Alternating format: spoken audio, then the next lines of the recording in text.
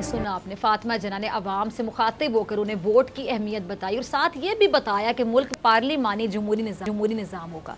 Captain Safdar साहब, पार्लिमानी जमहूरी निज़ाम का मतलब आप नहीं समझते होंगे। इसका मतलब होता है असल जमहूरियत, जिसका बराह रास्त ताल्लुक जमहूर से है, यानी अवाम से। और आप लोगों की जमहूरियत के कॉन्सेप्ट में तो अवाम है ही नहीं कहीं पे भी। अवाम का क्या हाल हो गया? ये वो पार्लिमानी निज़ाम नहीं जिसमें इक़्तिदार के हसूल के लिए एक बारी तुम्हारी एक बारी मेरी वाले असूल पर चला जाए। पार्लिमानी निज़ाम वो नहीं जिसमें अदालतों के फैसलों पर जजिस पर बहतान लगाए जाएं, उनकी किरदार कुशी की जाए। एहतसाब से बचने के लिए सब चोर इकट्ठे होकर हुकूमत को धमकाने लगे, तड़ियाँ लगाने लगे खुलेआम सरेआम। कौमी सलामती इदारों को हदफ तनकीद बनाया जाए, दुश्मन की ज़बान बोली जाए, दुश्मन के हाथों में खेला जाए कठपुतली बन के। पार्लिमानी निज़ाम इन मनफी रवैयों का नाम नहीं है।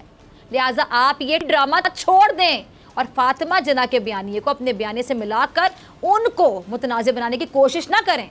ये जो ओछी हरकतें आपने मज़ार कायद पर की, अगर मोहतरमा फातिमा जना वहाँ मौजूद होती तो पता क्या करती? अपने भाई के मज़ार की बेहुरमती करने पर आपको कान से पकड़कर बाहर निकाल देती। सब्सक्राइब करें और बेल दबाएं ताकि कोई खबर रह न जाए।